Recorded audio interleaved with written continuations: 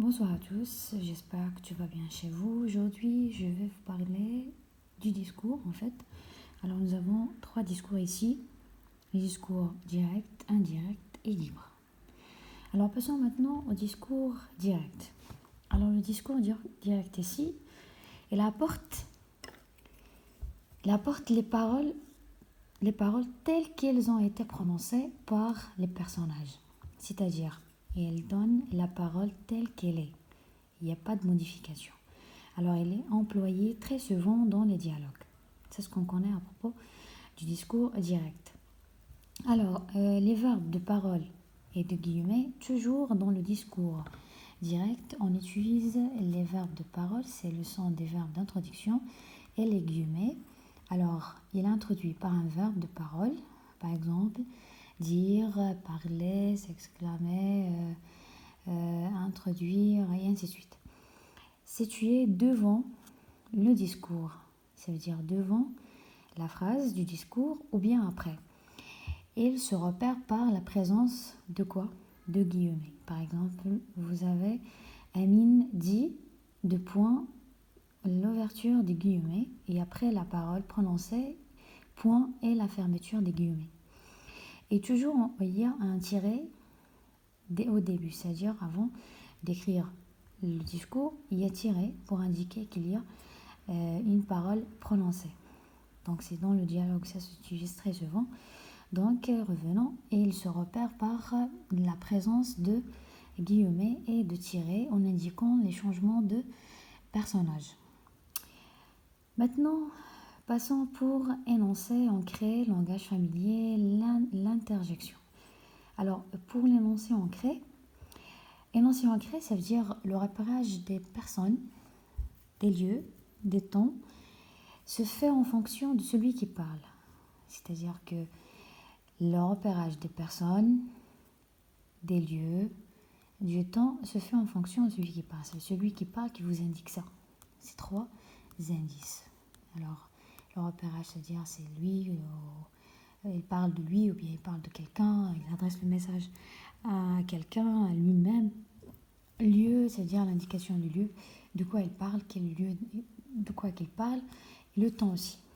Pour l'utilisation du langage familier ou bien toutes les marques d'oralité sont possibles dans le discours direct. D'accord? On peut utiliser un langage familier aussi l'interjection. Passons maintenant au discours indirect. Alors le discours indirect sont des paroles rapportées par le narrateur qui les prend en change, d'accord? Alors c'est-à-dire que ici, ce n'est pas qu'on nous prend les paroles telles qu'elles sont, mais on peut changer même. Hein.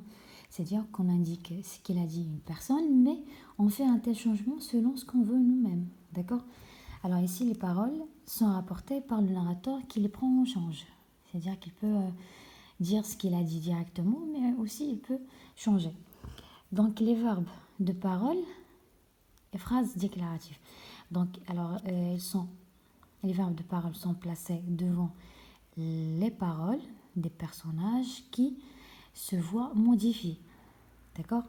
Et aussi pour le type de phrase, il est toujours déclaratif, même si les paroles rapportées appartiennent à un autre type. C'est-à-dire que ici, alors, toujours dans le discours indirect, nous avons une phrase déclarative. On ne peut pas trouver une phrase interrogative, exclamative, même si que dans le discours direct était interrogative, exclamative, mais se transforme directement dans le discours indirect, phrase déclarative. Énoncé coupé. Alors, les personnages sont désignés par troisième personne, bien sûr, et les indices de temps, de lieu sont modifiés car les énoncés ne sont plus ancrés dans la situation d'énonciation. Ça, c'est logique. Donc, alors, vous trouvez que les personnages, par exemple, s'ils parlent de lui-même ou bien ils parlent de quelqu'un, toujours, on trouve que c'est la troisième personne.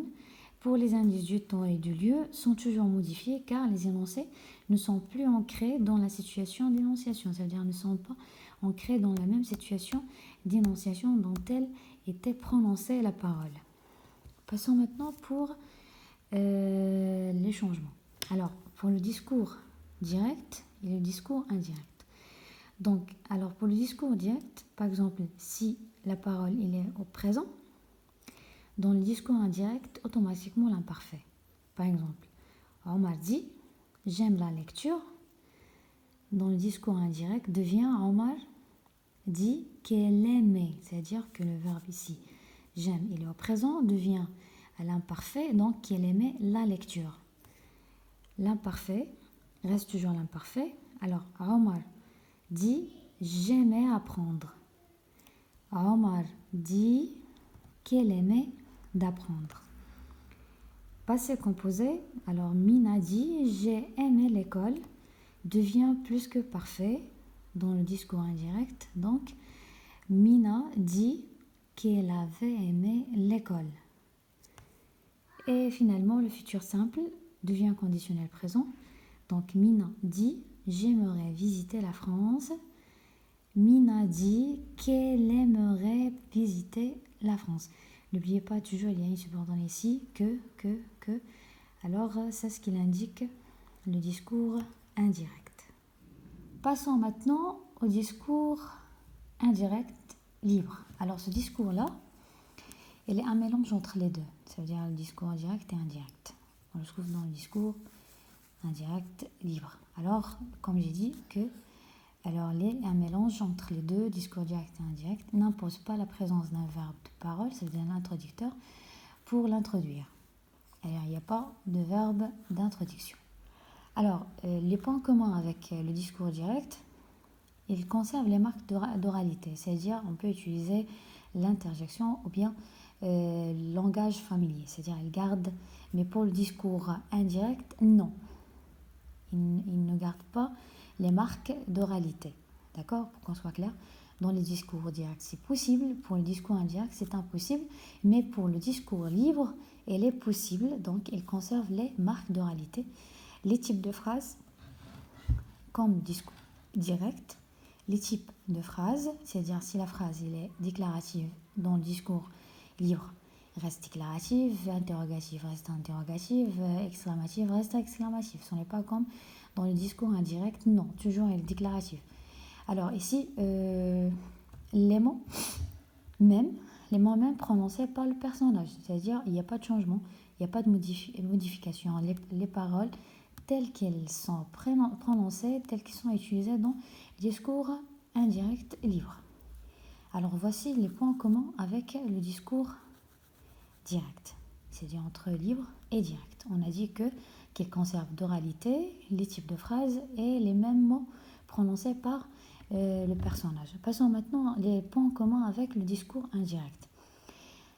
La première des choses, c'est l'absence des guillemets et les tirets.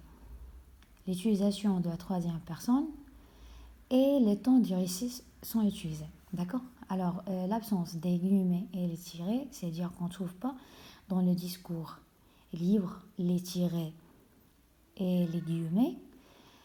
Bien sûr, comme dans le discours indirect, on utilise quoi? La troisième personne et aussi les temps du récit. Alors, il donne accès aux pensées, ce qui est ajouté plus, qu'il donne accès aux pensées des personnages, mais laisse parfois le doute qui prend en charge le discours. C'est-à-dire qu'il peut avoir accès aux pensées des personnages. C'est-à-dire un personnage parle ou bien dit une parole, mais dans le discours libre, on peut ajouter alors qu'est-ce qu'il veut dire par ça et qu'est-ce qu'il comment on donne une focalisation interne de ce personnage. Alors je donne un exemple.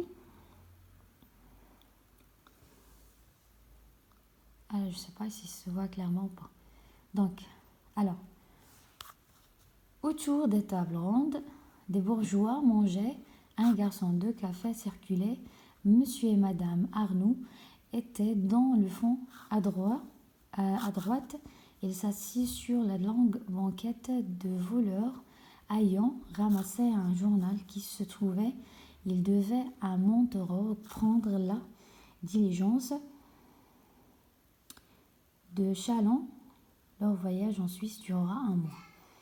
Alors, à partir de cet extrait-là, vous devez chercher le discours indirect libre. Alors, on a dit que l'utilisation troisième personne et aussi l'absence des guillemets, le temps de récit employé. Alors, automatiquement, il devait, c'est celle-là. Il devait amont reprendre diligence de Chalon, leur voyage en Suisse durera 1 mois.